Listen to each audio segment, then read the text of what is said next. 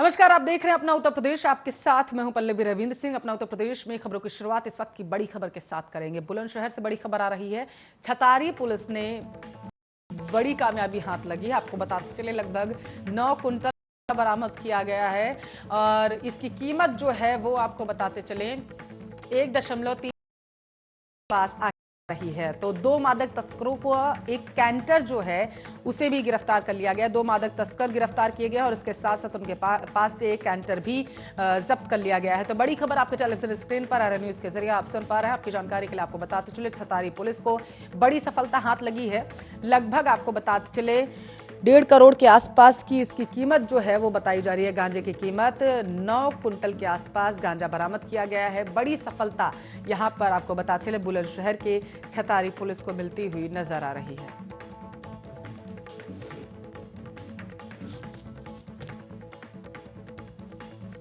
बहुत ही महत्वपूर्ण उपलब्धि बीती रात प्राप्त की गई है, जिसमें लगभग 9 कुंटल 60 किलोग्राम गांजा, जिसकी वैल्यू अंतर्राष्ट्रीय स्तर पर 1 करोड़ 30 लाख रुपए है, वो बरामद किया गया है। स्वराज मजदा गाड़ी कैंटर और अवैध असलाह कारतूस के साथ 2 लोग मौके से गिरफ्तार हुए हैं, जिनमें एक उस गाड़ी का मालिक है जो गभाना अलीगढ़ का रहने वाला है, दूसरा उसका ड्राइवर है जो बेवर मैनपुरी का रहने वाला है। इनके साथ 5 लोग और थे जो एक कार में थे और पुलिस की चेकिंग देख के भाग गए हैं, उन्हें भी नामित किया गया है। थाना प्रभारी विस्तार से खबरों की तरफ रुख करते हैं। मथुरा में तनाव को लेकर CRPF महानिदेशक की रिपोर्ट ने केंद्रीय खुफिया और सुरक्षा एजेंसियों के होश उड़ाकर रख दिए। इस रिपोर्ट को लेकर खुफिया और सुरक्षा एजेंसियों का मंथन लगातार जारी। CRPF निदेशक ने अपनी रिपोर्ट में कहा है कि एक संप्रदाय विशेष की इबादतगाह में संदिग्ध गतिविधियां शुरू हो गई हैं और संदिग्ध लोग सुरक्षा व्यवस्था का जायजा ले रहे थे और यह वही कहा गया है। आपको बता चले कि कानून व्यवस्था बिगड़ने की भी संभावना जो है वो जताई गई है इस रिपोर्ट में। दूसरी तरफ उत्तर प्रदेश सरकार ने किसी भी प्रकार की घटना को रोकने के लिए कुछ लोगों को गिरफ्तार कर लिया है और विवादास्पद पूरे इलाके में धारा 144 लागू कर दी गई। इस मामले में एक संप्रदाय ने दूसरे संप्रदाय के इबादतगाह के खिलाफ कार सेवा किए जाने और 6 दिसंबर को उसे पवित्र किए जाने जैसे बयान दिए थे। जैसे ही स्थानीय प्रशासन को यह खबर लगी, यूपी सरकार पूरी तरीके से चौकन्नी हो गई और आनन फानन में प्रशासन ने अनेक कदम उठा डाले।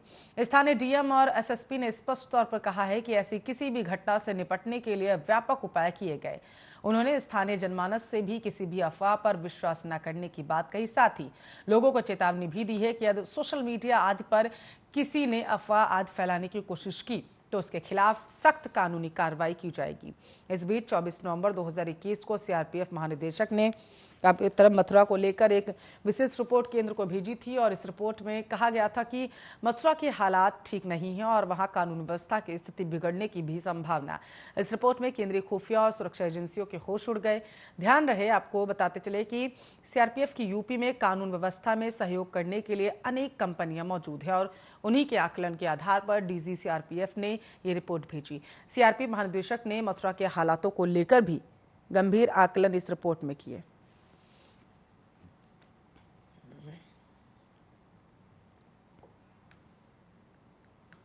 तो बहुजन समाज पार्टी के अध्यक्ष और उत्तर प्रदेश की पूर्व मुख्यमंत्री मायावती ने मंगलवार को सरकार पर आरोप लगाया कि जातिवादी मानसिकता के कारण केंद्र सरकार जातिवार जनगणना की मांग की अनदेखी कर रही है और उत्तर प्रदेश सरकार राज्य में मुसलमानों को आपको बताते चले सात सौतेला व्यवहार कर रही, उनमें से डर पैदा कर रही है। मंगलवार को बसपा के लखनऊ कार्यालय में पार्टी के OBC मुस्लिम और जाट समाज के मुख्य और मंडल सेक्टर स्तर के वरिष्ठ पदाधिकारियों की समीक्षा बैठक के बाद मायावती ने जातिवार जनगणना का समर्थन करते हुए पत्रकारों से कहा, OBC समाज की जातिवार जनगणना कराने की मांग से बसपा पूरी तरीके से सहमत, जिसे केंद्र सरकार द्वारा जातिवादी मानसिकता के चलते नजरअंदाज किया जा रहा।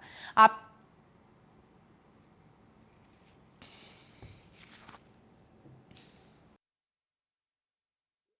यूपी सहित पूरे देश में अति पिछड़े वर्गों के लोगों को विशेषकर शिक्षा एवं सरकारी नौकरियों आदि में जो इन्हें आरक्षण संबंधी सुविधाएं मिली हैं, तो ये सब वास्तव में पूरी की पूरी देन देश के करोड़ों दलितों, आदिवासियों एवं अन्य पिछड़े वर्गों के मसीहा व भारतीय संविधान के मूल निर्माता परम पूज्य बाबा साहब डॉक्टर भीमराव अम्बेडकर की ही है।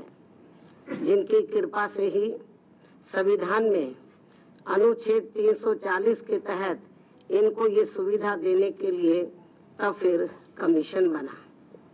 लेकिन इस मामले में अति दुख की बात ये भी रही है कि केंद्र में रही आजादी के बाद लंबे अरसे तक केंद्र में रही कांग्रेसी सरकार के समय में ही मंडल कमीशन की रिपोर्ट आने के बावजूद भी इस पार्टी की सरकार ने इसे लागू नहीं किया था, जिसे फिर बीएसपी ने ही अपने अथक प्रयासों से केंद्र में रही श्री बीपी सिंह की सरकार से लागू करवाया था। और तब फिर जाकर देश में ओबीसी वर्गों के लोगों को दलितों व आदिवासियों की तरह इन्हें भी काफी कुछ ये आरक्षण की सुविधा मिली है, जिसे अब केंद्र व राज्यों की भी जातिवादी सरकारें इनके आरक्षण को आए दिन नए नए नियम व कानून आदि बना के तथा कोर्ट कचहरी आदि का भी सहारा लेकर प्रभावहीन बनाने में लगी है। यही हाल हमें यहाँ इन वर्गों का यूपी में भी देखने के लिए मिल रहा है।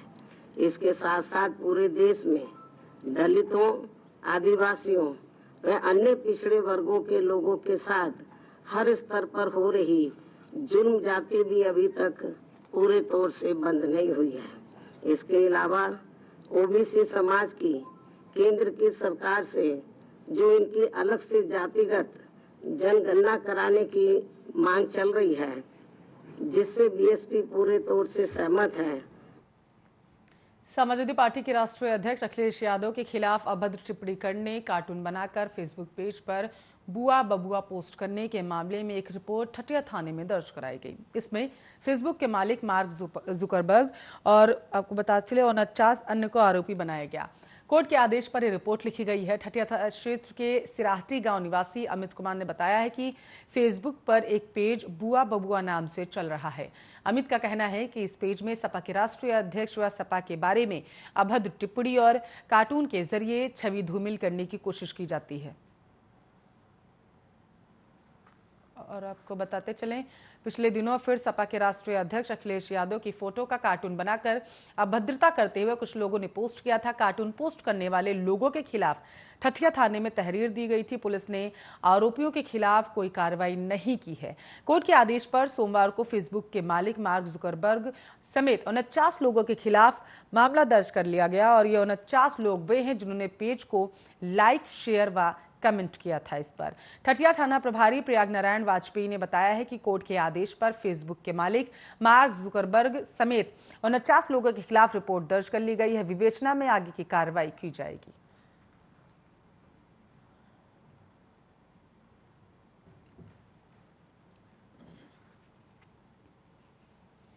किसान कानून वापसी वाले बिल पर संसद ने मुहर लगा दी है। अब सिर्फ राष्ट्रपति की मंजूरी का इंतजार लोग कर रहे हैं। कानून तो वापस हो रहे हैं, सवाल ये कि किसानों की घर वापसी कब होगी, किसान आंदोलन आखिर कब खत्म होगा। सूत्रों के हवाले से खबर है कि पंजाब के किसान आंदोलन खत्म करना चाहते हैं, लेकिन बाकी जगहों के किसान अभी आंदोलन खत्म करने के मूड में नहीं। पंजाब के किसान तो आंदोलन को लेकर नरम है, लेकिन राकेश टिकैत के कड़े तेवर बरकरार हैं। आपको बता चले, राकेश टिकैत ने कहा है कि आंदोलन खत्म होने वाली बात सिर्फ अफवाह है। किसान नेता राकेश टिकैत ने कहा, इस तरह की कोई चर्चा नहीं है, हमारी ऐसी कोई बातचीत नहीं हुई, ये सिर्फ एक अफवाह है जो हमें वायरस की तरफ फैल रही है। ये सरकार कोई चाल चल सकती है, आंदोलन खत्म नहीं होना, अभी नहीं होगा आंदोलन खत्म। आंदोलन खत्म करने या ना करने को लेकर अंतिम फैसला संयुक्त किसान मोर्चा को करना है। इसे लेकर बुधवार यानी कि 1 दिसंबर को संयुक्त किसान मोर्चा की अहम बैठक होगी। हालांकि राकेश टिकैत जैसे बड़े किसान नेता न्यूनतम समर्थन मूल्य पर कानून लाने की मांग कर रहे हैं। बताते चले, करीब 10 दिन पहले पीएम मोदी कृषि कानूनों की वापसी का ऐलान कर चुके थे, जिसके बाद किसान संगठनों ने कहा था कि संसद से बिल वापसी की प्रक्रिया पूरी होने तक हम लोग इंतजार करेंगे। कृषि कानून वापसी के ऐलान के साथ ही पीएम मोदी एमएसपी कानून के लिए कमेटी बनाने की बात कह चुके हैं, लेकिन किसान संगठन केवल ऐलान से मानने को तैयार नहीं।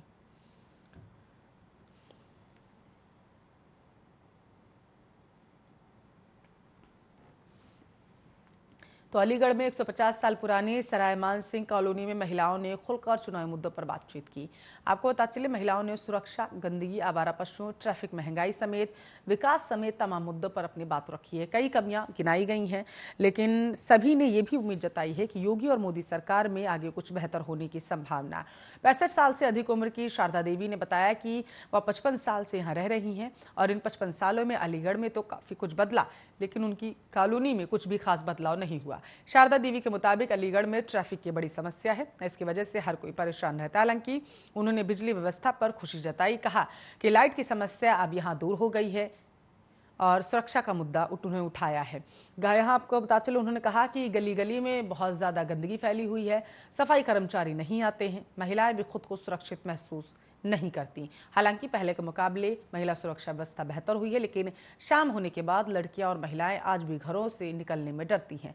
अलीगढ़ में महिला सुरक्षा बड़ा मुद्दा है, इसको लेकर चर्चा में शामिल सभी महिलाओं ने एक स्वर में आवाज उठाई। हालांकि ये भी कहा गया है कि पहले के मुकाबले सुरक्षा व्यवस्था में कुछ खास काम जरूर हुए हैं। पार्क और स्कूल कॉलेज के बाहर अब पुलिस बैठी रहती है, इसके चलते गुंडे बदमाश थोड़े डरते जरूर हैं। अभी भी रात में महिलाएं और बेटियां घरों से निकलने में डरती हैं। और वहीं दूसरी तरफ सर्वेश शर्मा ने कहा है कि सुरक्षा व्यवस्था अभी कमजोर है, इसमें और काम करने की बेहद जरूरत। हालांकि महिलाओं ने यह भी कहा कि पहले के मुकाबले अपराध जरूर कम हुआ सूबे में। मौजूदा सरकार से ज्यादा उम्मीदें हैं कि आने वाले दिनों में बहुत कुछ अच्छा होगा।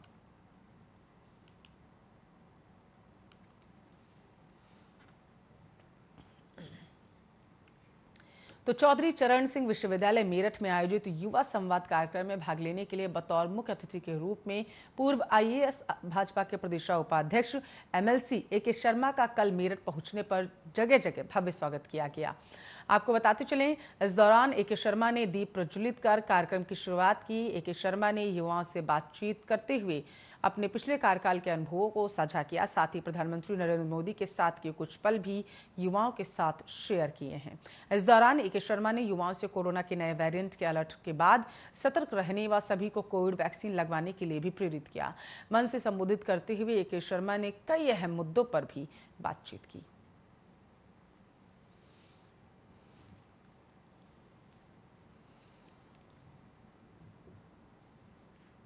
का केक बहुत बड़ा हो, लेकिन हम उसमें काटेंगे ही नहीं, खाएंगे ही नहीं, तो क्या होगा? केक हम देखते रह जाएंगे। तो इसलिए मित्रों, आज का युवा संवाद में आपके पास आने के पीछे मेरी यही भावना थी। आप अपना, मैंने जैसा कहा कि आप अपना जीवन अवश्य संवारें। आप अपने घर के लिए, अपने परिवार के लिए, अपने समाज के लिए आप एक दीपक बने, उनका सहारा बने, समाज का और देश का नाम आप रोशन करें पूरी दुनिया में। ये आपको हमारी पूरी पूरी शुभकामना है। हमारे से कुछ हो सकेगा तो बताइएगा, हम उस दिशा में आपको सहयोग कभी करने अपनी शक्ति के हिसाब से करेंगे। तो कल बहराइच लखनऊ हाईवे पर भीषण सड़क हादसा हुआ था। हाईवे पर चलते समय आपस में 3 वाहन जो हैं वो भिड़ गए थे। हादसे में 3 वाहन चालक घायल हो गए थे। सभी घायलों को इलाज के लिए आपको बताते चले जिला अस्पताल में भर्ती कराया गया है। हादसे में किसी भी तरीके की कोई जनहानि फिलहाल नहीं हुई है, ऐसी जानकारी है। मौके पर मौजूद पुलिस ने शांति व्यवस्था बनाए रखी।